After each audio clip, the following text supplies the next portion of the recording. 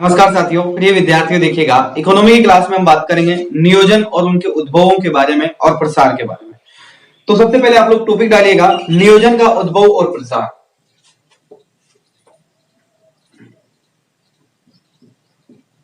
नियोजन का उद्भव व प्रसार। ठीक है, नियोजन का उद्भव और प्रसार के बारे में अगर अपन जानकारी प्राप्त करेंगे इस क्लास के अंतर्गत। ठीक है, चलिएगा इसके कुछ टॉपिक्स हैं, उनके बारे में भी हम चर्चा करने वाले हैं। इसी क्लास के अंदर हम जानकारी प्राप्त कर लेंगे सारी, यानी कि इस टॉपिक को कंप्लीट कर लेंगे आज की क्लास में। तो सबसे पहले आप लोग लिखना प्रारंभ कीजिएगा। लिखिएगा, आर्थिक विकास को प्राप्त करने के लिए, आर्थिक विकास को प्राप्त करने के लिए नियोजन का उद्भव करते हैं। किसका? नियोजन का, यानी कि नियोजन का उद्भव करते हैं और विभिन्न समय पर अलग अलग स्तरों पर नियोजन करते हैं।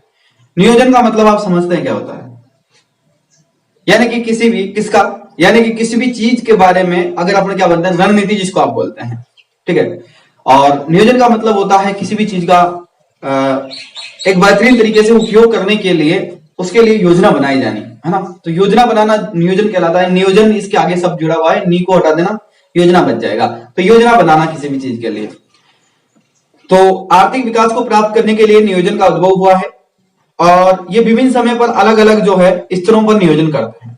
इसके बाद में पहला टॉपिक लिखिएगा, इसी के अंदर पहला टॉपिक है प्रादेशिक नियोजन, यानी कि प्रदेशों के लिए किस प्रकार से नियोजन किया जाता है उसके बारे में चर्चा करेंगे। ठीक है, तो प्रादेशिक नियोजन के बारे में देख लीजिएगा एक बार। प्रादेशिक नियोजन, अब प्रादेशिक नियोजन के अंतर्गत आप लोगों को समझ में आ जाएगा कि क्या है क्या नहीं है। ठीक है, चलिए प्रादेशिक नियोजन में लिखिएगा, किसी भी देश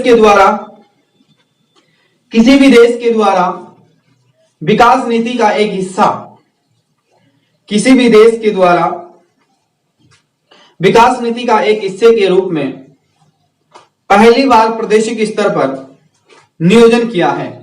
पहली बार प्रादेशिक स्तर पर नियोजन किया है। अमेरिका में पहली बार प्रादेशिक स्तर पर नियोजन किया गया है या किया गया था जब उसने 1916 में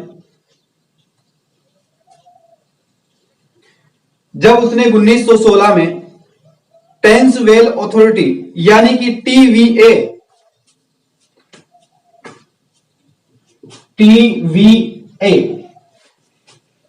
तो देखिएगा, यानी कि जब उसने 1916 में ट्रांसवेल अथॉरिटी टीवीए की स्थापना की, यानी कि एक संगठन की स्थापना की उन्होंने। यह दक्षिणी अमेरिका में बड़े पैमाने पर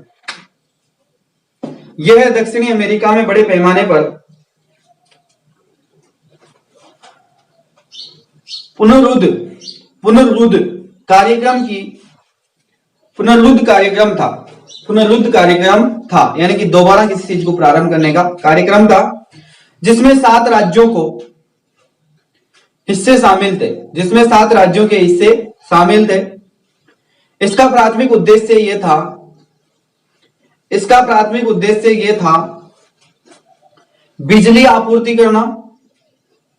की आपूर्ति करना, स्वास्थ्य व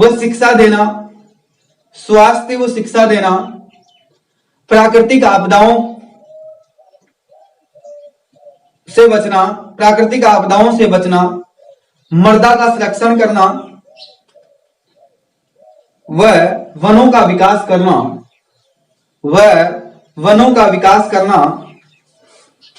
वन्य जीव संरक्षण करना,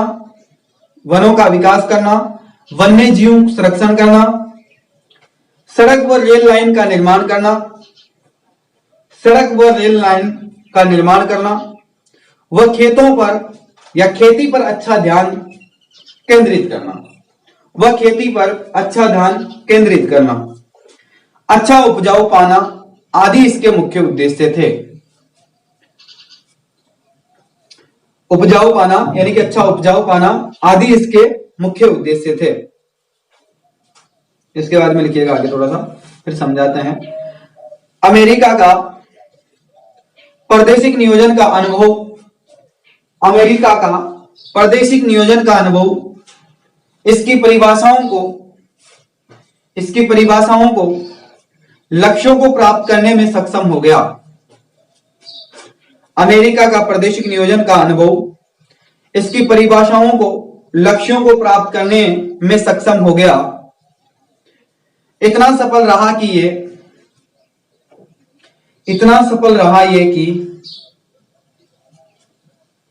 यह कई देशों के लिए यह आदर्श बन गया। इतना सफल रहा ये कि कई देशों के लिए आदर्श बन गया, वह प्रेरणा का स्रोत भी बन गया। आदर्श बना, वो प्रेरणा का स्रोत बन गया। आने वाले देशों में भारत 1948 में, यानी कि 48 में, भारत 1948 में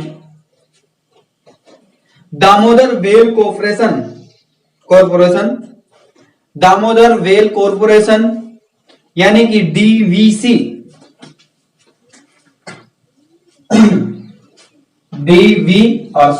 यानी कि अगर इसकी फुल फॉर्म की बात करें तो इसकी फुल फॉर्म है दामोदर वेल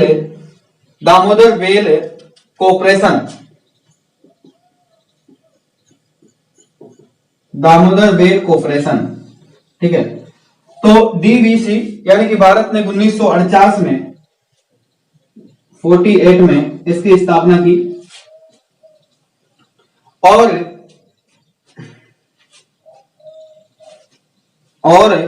घनों में वेल्ट रिवर प्रोजेक्ट 1966 आदि बनाए। एंड घानों में वेल्ट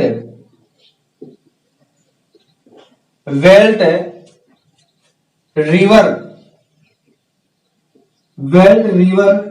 प्रोजेक्ट 1966, यानी कि एक नदी का पानी सूखे स्थानों पर कैसे ले जाया जा सकता है, नदियों को आपस में कैसे जोड़ाया जा सकता है, जो नदियां हमेशा नहीं बहती है उनको हमेशा कैसे बहा जाए, यानी कि वो हमेशा कैसे उसमें पानी रहे, या फिर कुछ जिस प्रकार से बरसाती जो नदियां होती है उनके अंदर पर्याप्त मात्रा में पानी कैसे स्टोर किया जाए, भूमिगत जल कैसे बढ़ाया जाए, इन चीजों पर काम करने के लिए 1966 में वेल्ट रिवर प्रोजेक्ट की शुरुआत हुई थी बेटा। ठीक है, ध्यान रखिएगा। अब हम बात करते हैं, यहां पर देखिएगा मैंने एक चीज बताई आपको, यानी कि इसका नाम, इसकी फुल फॉर्म की बात करें तो देखिएगा, लिख लीजिएगा आप लोग, टेनिस वेल्ट अथॉरिटी,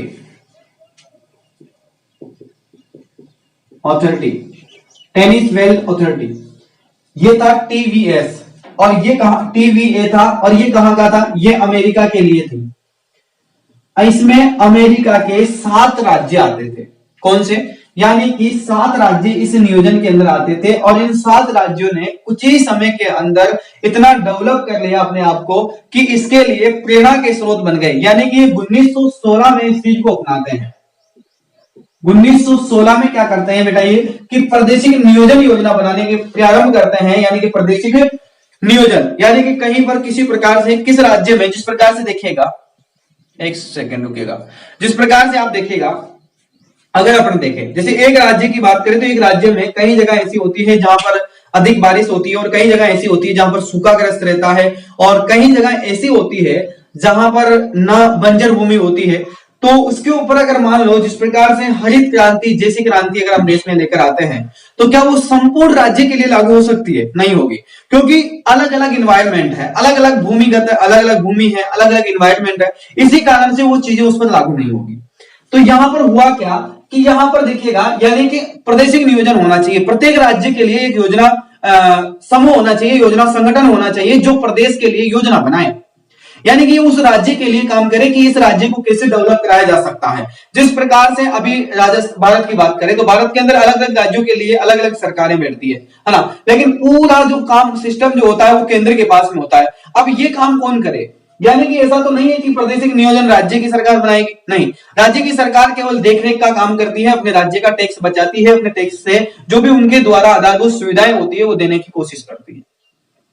ठीक है, अब इसके बाद में ये जिम्मेदारी किसकी है? जो जो चीजें मैंने आपको बताई है कि बिजली की आपूर्ति करना, स्वास्थ्य प्रदान करना, शिक्षा देना, प्राकृतिक आपदा से बचाना, मृदा का संरक्षण करना, वनों का विकास करना, वन्य जीवों का संरक्षण करना, सड़क व रेल लाइन बिछाना और इसी प्रकार से खेती पर अच्छा ध्यान देना, क्रांति लाना खेती के अंदर, कृषि को अच्छे से बढ़ावा देना, ये सारी चीजें कौन कर सकता है? ये सारा काम कौन कर सकता है? इसमें किनका दायित्व है? किस सरकार का ज्यादा हिस्सा है? तो आप लोग सोचेंगे कि इसमें राज्य का पूरा पूरा योगदान होना चाहिए, लेकिन नहीं। राज्य का जितना हक बनता है उतना सरकार का भी बनता है, यानी कि केंद्र सरकार का राज्य से भी ज्यादा हक बनता है, हक और अधिकार बनता है, क्योंकि राज्य सरकार के लिए आर्थिक नियोजन के लिए या नियोजन प्रक्रिया के लिए या प्रादेशिक नियोजन के लिए भारत यानी कि सरकार, केंद्र सरकार जिम्मेदार होती है, ना कि राज्य सरकार जिम्मेदार होती है इस चीज के लिए। यही अमेरिका के अंदर हुआ। अमेरिका में 1916 में क्या हुआ, यानी कि उन्होंने टीवीए के नाम से एक संस्था स्थापित की और उसका काम था केवल नियोजन बनाना, यानी कि प्रादेशिक नियोजन बनाना, अलग अलग राज्यों के लिए अलग अलग क्या बना देना, यानी कि वहां की योजनाओं को समझना, उस राज्य की भूमि को, एग्रीकल्चर सेक्टर को, वहां की इन्वायरमेंट को, वहां की मानव जाति जो है उसको समझना, वहां की जो बीमारियां, घरेलू परिस्थितियां उनको समझना, उन सारी चीजों पर उन लोगों ने अध्ययन किया उस संगठन में, जिसका नाम रखा उन्होंने टीवीएस। उसकी फुल फॉर्म क्या बताया उन्होंने बताया कि यहां पर देखिएगा मैंने फुल फॉर्म लिखा है आपको, यानी कि टेनिस वेल, इसका नाम था टेनिस वेल अथॉरिटी, यानी कि टीवीए, इस नाम से एक संस्था बनाई उन्होंने और वो प्रादेशिक यानी कि राज्यों के लिए काम करने लगे। अमेरिका के पूरे राज्य उसके साथ में नहीं आए इस काम के लिए, उन्होंने मना कर दिया, लेकिन उन्होंने एक प्रशिक्षण किया और प्रशिक्षण 7 राज्यों को मिलाया गया। जो मेन जो 7 राज्य थे, यानी कि दक्षिणी अमेरिका की बात की जा रही है, यहां पर दक्षिणी अमेरिका के 7 राज्यों को मिलाया उन्होंने, और दक्षिणी अमेरिका ने 7 राज्यों को मिलाया और उन्होंने ये सारी आधारभूत जो सुविधाएं हैं उनको देने का पूरा प्रयास किया। जैसे ही आधारभूत सुविधाएं मिलने लगी लोगों को, अपने आप डेवलप होने लग गए, और डेवलप हुए तो इतने डेवलप हो गए कि दूसरे देशों के लिए प्रेरणा का स्रोत बन गया।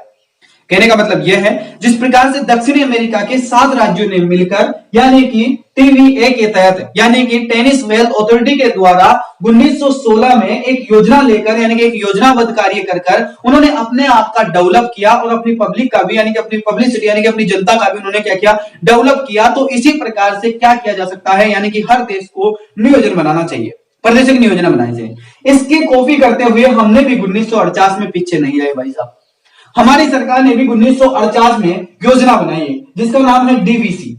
क्या नाम है? डीवीसी। डीवीसी की फुल फॉर्म क्या होती है? Damodar well cooperation. Damodar well cooperation जो है 1948 में बनाई गई भारत सरकार में, और इसका भी उद्देश्य यही रहा जो कि इसका उद्देश्य था। लेकिन वही बात है बेटा, किसी भी व्यक्ति की कॉपी करी हुई चीज ज्यादा समय तक नहीं टिक पाती है, और किसी भी व्यक्ति के द्वारा किसी भी व्यक्ति की नकल मारना ज्यादा समय तक नहीं चलता है, किसी भी व्यक्ति का कॉपी करना, किसी भी व्यक्ति से इंप्रेस होना ज्यादा समय तक नहीं चलता है मानव जीवन में, क्योंकि इंप्रेस वो चीज होती है। यहां पर एक चीज बताई जा रही है, आप इस चीज के बारे में, मैं 2 देशों के बीच में तुलना कर रहा हूं, अमेरिका और भारत के अंदर। आज वो 7 राज्य जो है, ये एक प्रादेशिक नियोजन प्रक्रिया के द्वारा अमेरिका सबसे टॉप रैंक में चला गया कुछ समय के अंदर। उन 7 राज्यों में विकास किया, उसके बाद में उन्होंने पूरे देश में यही चीज लागू कर दी, और उसके बाद में उन्होंने डेवलप किया बहुत अच्छे से। और उसके बाद में जब वो पूरे तरीके से डेवलप हो गए, उसके बाद में उन्होंने अन्य देशों को बताया कि हमने ऐसा किया। जब अन्य देश के लोग उस पर रिसर्च करने, अध्ययन करने गए, तब पता चला उस चीज का कि क्या है, रियल क्या है।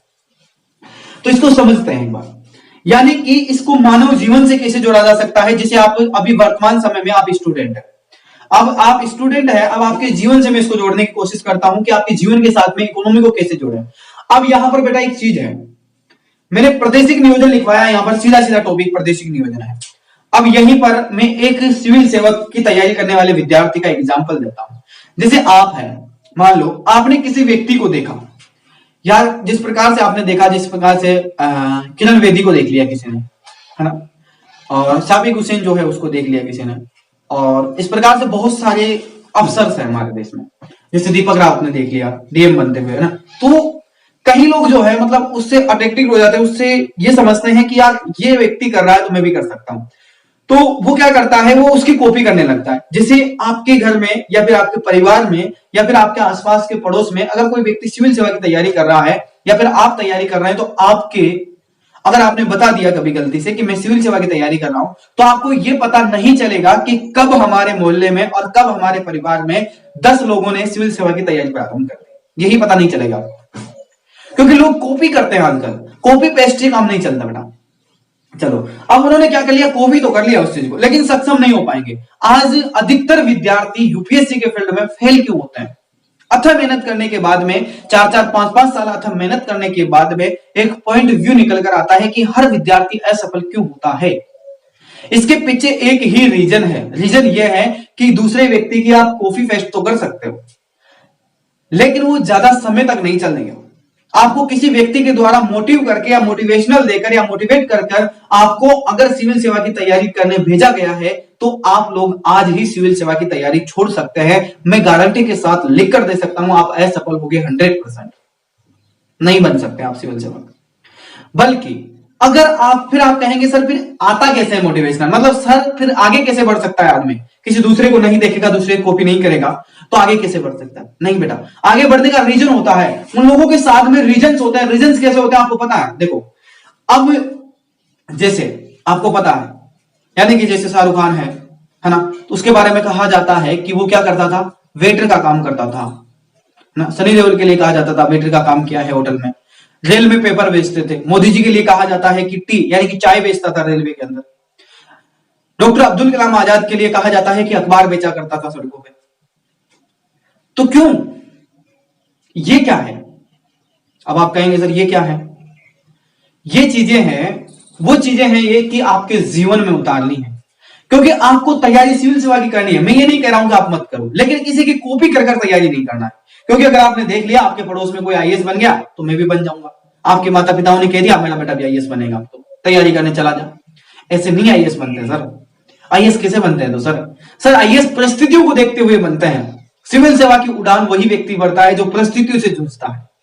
कई विद्यार्थियों के पास में स्पष्ट कारण नहीं होता है कि मैं आईएएस बनने क्यों जा रहा हूं, लेकिन कई विद्यार्थियों के पास में कारण होता है क्योंकि वो गरीबी रेखा से उठकर आते हैं। कहां से उठकर आते हैं सर? वो नीचे लेवल से, यानी कि 0 लेवल से वो शुरुआत करते हैं, गरीबी रेखा से उठकर आते हैं। उससे उबरने के लिए वो लोग उस रास्ते पर चलते हैं, और इस मंजिल तक यानी कि इस टारगेट तक जाने के लिए उन लोगों के पास में क्या होता है? रीजन होता है सर, बहुत रीजन होता है। क्योंकि अगर समाज ने उसको प्रताड़ित किया है, परिवार ने अगर उसे प्रताड़ित किया है, तो उसके पास में रीजन हो गया सर, गरीबी से। कहीं महिलाएं होती हैं, अब महिलाओं के पास में सीधा सीधा ऑप्शन क्या होता है? महिलाओं के साथ में इतना प्रताड़ना होती है, परिवार में देखो, समाज में देखो, कहीं पर भी आप देखो, महिलाओं के साथ में बड़ा भेदभाव होता है, नाइंसाफी होती है हर जगह। तो उसको देखकर सर आपके मन में मोटिवेट आ सकता है, आपके मन में मोटिवेशन आ सकता है। उस चीज को देखो आप कि क्यों मेरी समाज में मेरे साथ ऐसा क्यों हुआ, उसका रीजन और उसका जवाब देने के लिए सिविल सेवा की जाती है सर, और वही व्यक्ति आगे बढ़ता है सर। आपने देखा है हर बार स्टोरी आती है, जब भी सिविल सेवा का रिजल्ट आता है हर बार कहा जाता है रिक्शे वाले का बेटा, सब्जी बेचने वाले का बेटा, एक गरीब परिवार से बिलोंग करने वाला, गांव में रहने वाला, ग्रामीण क्षेत्र में किसान का पुत्र आईएएस सेवा, सिविल सेवा में चयनित हो गया, टॉप कर गया। इसका कारण होता है सर, रीजन यही है इसका, और कुछ नहीं है। इसका धरातल स्तर से जुड़ाव होना चाहिए। किसी भी पोस्ट का धरातल स्तर से जुड़ाव है, अब उसी उन लोगों का धरातल स्तर से जुड़ाव है। अगर आपके पास में सारी सुविधाएं हैं सर, तो फिर आप धरातल स्तर से जुड़ाव नहीं रख सकते। क्यों नहीं रख सकते? इसका रीजन है क्योंकि अगर आपकी सोच सकारात्मक है, आपकी सोच अच्छी है, आप क्यों, एक व्यक्ति मान लो जो समाज के अंदर प्रताड़ित किया गया हो, एक महिला की बात करते हैं, समाज के अंदर उसको जो है इतनी घृणा की भाव की दृष्टि से देखा गया हो, किसी भी प्रकार के उसके साथ में भेदभाव किया गया हो, तो वो उसका जवाब देने के लिए, उसमें परिवर्तन लाने के लिए, जवाब देने के लिए नहीं कि मैं उन व्यक्तियों को सिविल सेवा में चयनित होकर उनको अरेस्ट करवा दूंगा या उनको भी जेल भिजवा दूंगा, इसके लिए नहीं, बल्कि आगे मेरे साथ जो हुआ है वो किसी के साथ ना हो, ऐसा परिवर्तन समाज में करने के लिए सिविल सेवा बनी है सर। नहीं तो फिर राजनीति कर लो बदला करने के लिए, बदला निकालने के लिए। तो ये है सर। तो सिविल सेवा बच्चों का खेल नहीं है सर, कॉपी करना और पेस्ट करने से काम नहीं चलेगा सर। जीवन में ऑब्जर्व करना पड़ेगा, उतारना पड़ेगा, या फिर आप दूसरे की भावना को समझो। यानी कि कोई व्यक्ति दुखी है तो उसके लिए सोचो कि मैं इसके लिए क्या कर सकता हूं, लेकिन अभी तो मेरे पास कुछ है नहीं, तो मैं इसके लिए कुछ कर सकता हूं। तो क्या मैं सिविल सेवा में चयनित होकर ऐसे हजारों लोगों को जो समस्या से ये जूझ रहा है उस समस्या का समाधान कर सकता हूं, इसका नहीं बल्कि हजारों लोगों को कर सकता हूं। तो सर तब आता है अंदर से मोटिवेशनल समाज सिविल सेवा के लिए, और वही व्यक्ति जो है इस रेस में जीत पाते हैं सर। तैयारी लाखों करते हैं, 3-3, 4-4 लाख की कोचिंग संस्थान में जाकर तैयारी करते हैं सर, 3-3, 4-4, 5-5 साल से तैयारी कर रहे हैं। दृष्टि, विजन, श्री राम, इन कोचिंग्स में आप देखेंगे तो बच्चे लगभग जो है आपको मिलेंगे कि 5-5, 6-6 साल से तैयारी कर रहे हैं उन्हीं कोचिंगों में, 3-3 लाख रुपए सालाना फीस देकर। आप सोचो, आप दिमाग लगाओ, अनुमान लगाओ एक बार कि उन व्यक्तियों का सिलेक्शन क्यों नहीं हुआ। उनको हर टॉपिक आता है, सिलेबस का हर चीज आती है, हर चीज वो समझते हैं, हर चीज का एक्सपीरियंस करते हैं। क्यों ग्रोथ नहीं कर पाए? कारण क्या? उसका रीजन है सर, वो मोटिवेशनल किसी बाहरी चीज को देखकर हुआ है, आंतरिक चीज से उसका मोटिवेशनल था ही नहीं सिविल सेवा में जाने का रीजन। पता है आपको जो एक सबसे बड़ा सवाल, अब इस क्लास को मैं यही स्टॉप करूंगा, राष्ट्रीय नियोजन अगली क्लास में पढ़ाऊंगा, लेकिन एक सवाल पूछा गया मेरे से और आप में से भी कुछ विद्यार्थियों का सवाल आया। मैंने एक फेसबुक पर एक पोस्ट डाली कि उस पोस्ट पर एक रिप्लाई आता है मेरे पास में, और उसमें मैसेज में ये लिखा हुआ था कि सर एक बात बताइए, जब एक शिक्षक सिविल सेवक बना सकता है तो फिर वो क्यों नहीं बन सकता? इस सवाल का जवाब देने की मैंने काफी समय से सोच रहा था, लेकिन सोचता ही रह गया, मैं दे नहीं पाया जवाब। देखो बेटा, इसका रीजन होता है, पहली बात होती है कि कोई भी शिक्षक, बहुत कम पर्सन है, 98% लोग तो अपने स्वार्थ से और अपनी आवश्यकताओं की पूर्ति करने के लिए शिक्षक बनते हैं। सर 2% लोग हैं जो मन से शिक्षक बनना चाहते हैं, और उनकी भूमिका क्या होती है पता है आपको? वो यही सोचते हैं कि मुझे जिंदगी में पैसा नहीं चाहिए, मुझे कुछ नहीं चाहिए, मुझे सिविल सेवा कोई मतलब नहीं है, मुझे किसी दूसरे व्यक्ति के कैरियर से मतलब, कि मेरे होते हुए किसी इंसान का कैरियर खराब ना हो।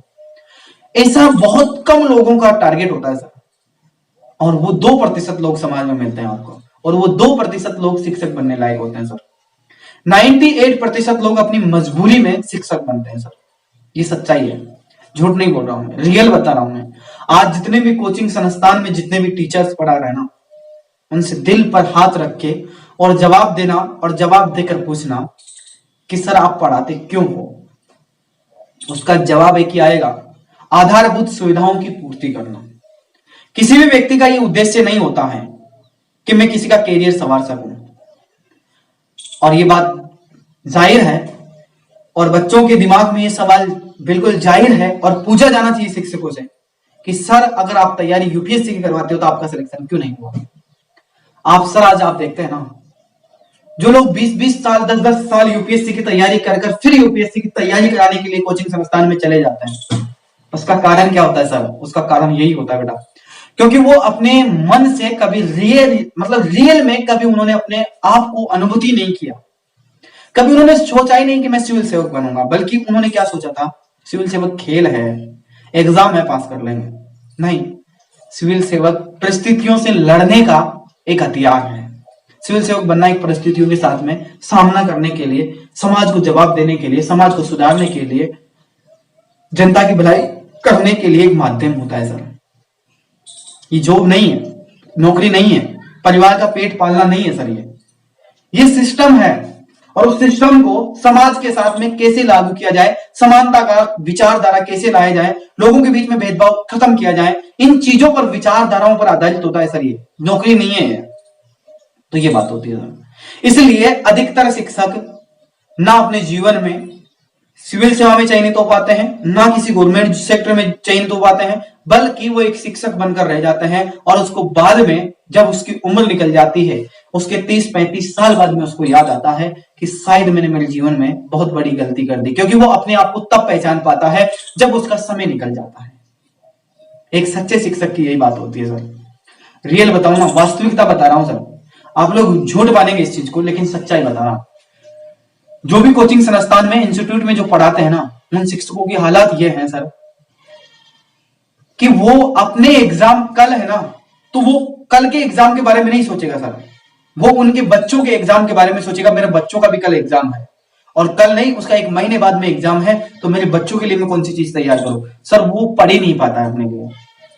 एक बार इस शिक्षा के क्षेत्र में जाने के बाद में अपने लिए कुछ नहीं कर सकते, ये रियल बात है, ये वास्तविकता है। मैं 2 साल से इस टीचिंग माध्यम में हूं, मैं मेरे लिए कुछ नहीं कर पाता, ये सच्चाई है। और जब सोचने बैठते हैं सर, तो दिमाग खराब हो जाता है। और फिर आप लोग कह देते हैं सर मुस्कान चेहरे पे है लेकिन अंदर से दुख है। सर अंदर से दुख क्यों नहीं होगा बताओ। और फिर सपोर्ट, सबसे बड़ी बात होती है सपोर्ट। शिक्षक लोगों के पास में सपोर्ट नहीं होता है। आप लोगों को सपोर्ट करने के लिए शिक्षक होता है, लेकिन शिक्षक को सपोर्ट करने के लिए कोई नहीं होता है। आप ही कल के दिन आपको एक क्लास नहीं देते हैं ना सर, उसमें आप दूसरे दिन कमेंट करते थे सर, मैसेज कर देते हैं, 1000 कॉल्स कर देते हैं सर, आप ही कह देते हैं, आप लोग ही कह देते हैं। मतलब इतना कुछ करने के बावजूद रात दिन जग कर एक शिक्षक 24 घंटे अपने दिमाग में मेंटली, जिसको बोलते हैं ना मेंटल डिस्टर्ब जिसका होता है ना, माइंड जिसका डिस्टर्ब हो जाता है ना, वो एक शिक्षक होता है। क्योंकि उसका 24 घंटे दिमाग खराब रहता है, क्योंकि वो कुछ ना कुछ कहीं ना कहीं से कोई ना कोई चीज सीखता रहता है आप लोगों के लिए, कोई ना कोई चीज ऑब्जर्व करता रहता है अपने जीवन में। मैं कौन सी चीज बेहतरीन दे सकता हूं, मैं कौन सी चीज सीख सकता हूं, वो सारी दुनिया देखता है सर। वो जब भी कोई दुनिया देखता है ना, वो खाना भी खाता है ना सर, तो वो अपने बच्चों के बारे में सोचता है पहले कि क्यों मेरे विद्यार्थियों को मैं ऐसी कौन सी चीज दूं जिससे उसका फायदा हो सके। तो सर शिक्षक बनना खेल नहीं है, लेकिन यह भी सच्चाई है कि एक शिक्षक बनना अपने जीवन का, अपने परिवार का, अपने कैरियर खराब कर देना, सबसे बड़ी बात यही है। ये शिक्षक का बलिदान मानिए या फिर उसके स्वार्थ की भावना मानिए, वो बच्चों पर डिपेंड करता है, बच्चा क्या समझता है।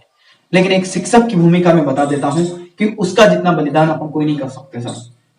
वो अपने एग्जाम्स की तैयारी नहीं करता है सर, अपन क्या करेंगे उसके लिए, कुछ नहीं कर सकते अपन लोग। उसको 1000, 500 रुपए, 2000, 50,000, 1,00,000 में पैसे देकर में अपन उसके दिल की तसल्ली नहीं दे सकते। उसके दिल को सच्चाई बताओ ना, दिल की तसल्ली तब मिलती है जब आप लोगों के अच्छे अच्छे विचार आपके पढ़ने को मिलते हैं। लेकिन यही विचार आपके 1 दिन, 2 दिन, 5 दिन, 10 दिन, जब आप लोग प्रॉब्लम में हो जाते हो तो महीने महीने भर क्लास नहीं लेते हो, तो आपको शिक्षक कहते हैं क्या, डांटते हैं क्या?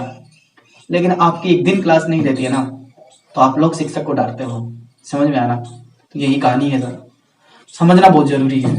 इमोशनल नहीं बोल रहा हूं मैं, इमोशनल वाक्य नहीं बोल रहा हूं मैं एक अपने विचार बता रहा हूं, आंतरिक विचार बता रहा हूं। क्योंकि मैं जब कितने शिक्षकों से मिला हूं, मैं मेरे जीवन में बहुत शिक्षक लोगों से मिला हूं, लेकिन वो यही कहते हैं सर हम अपने करियर के बारे में ना सोचकर दूसरे के करियर के बारे में ज्यादा सोचते हैं, इसलिए हम पीछे रह जाते हैं।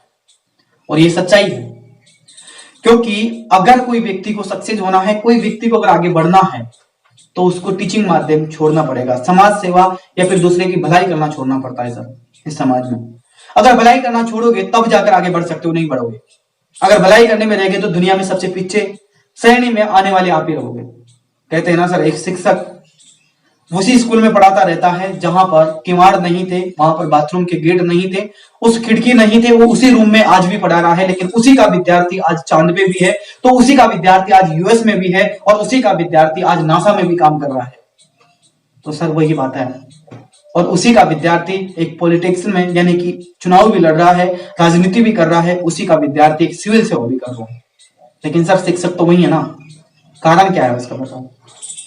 कारण यही है सर, बहुत बड़ा बलिदान देना पड़ता है सर। इसलिए कभी कभी ऐसा लगता है कि शायद मैं खुद भी गलत राह पर चल रहा हूं। कभी कभी लगता है मुझे, कभी कभी नहीं बल्कि मुझे, जब भी मैं मेरे करियर के बारे में सोचता हूँ, जब मेरे सपनों के बारे में सोचता हूँ, तो मैं सोचता हूँ कि शायद मैं गलत रूट पर चल रहा हूँ।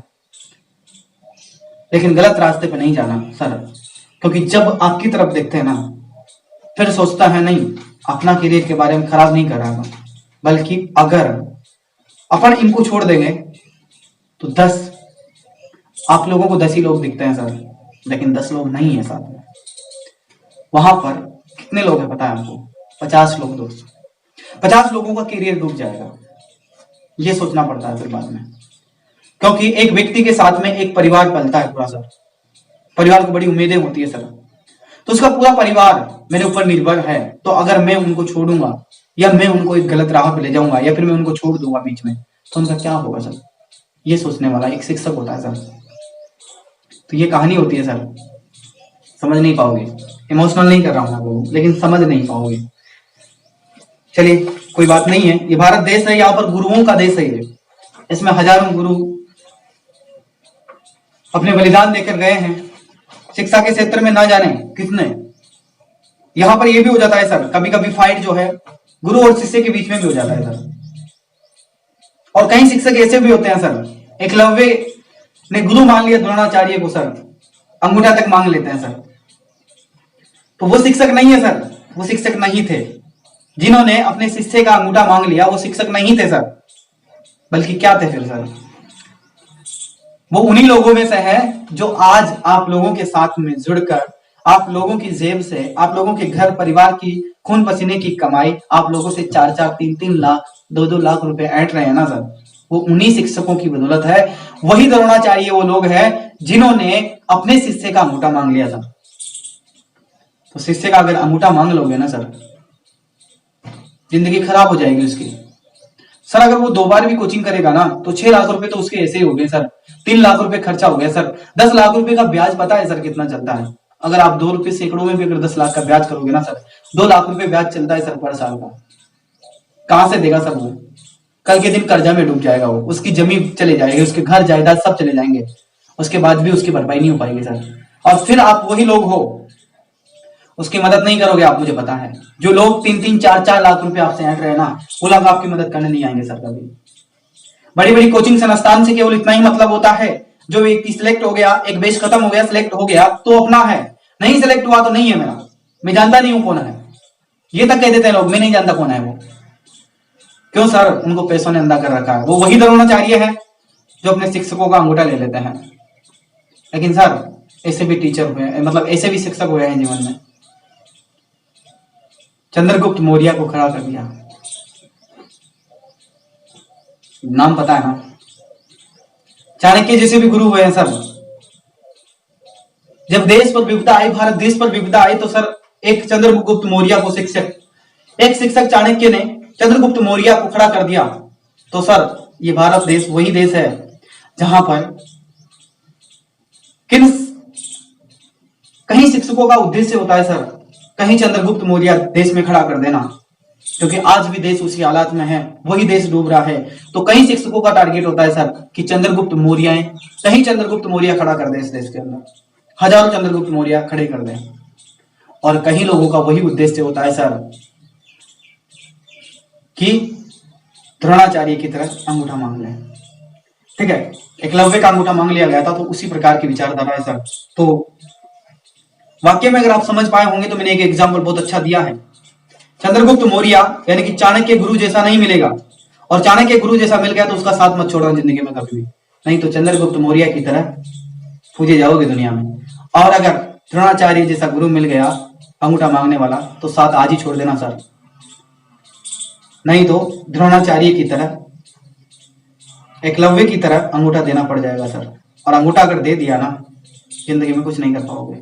अंगूठा का संदर्भ कुछ और है सर। जीवन में अगर ये 2-3 साल एक ऐसा समय होता है, अगर सर इसमें कुछ कर लिया ना आपने तो जीवन में बहुत आगे चले जाओगे। नहीं तो अगर डूब गया ना करियर तो डूब गया सर, कुछ नहीं कर पाओगे। सच्चाई है, विडंबना है इस देश की।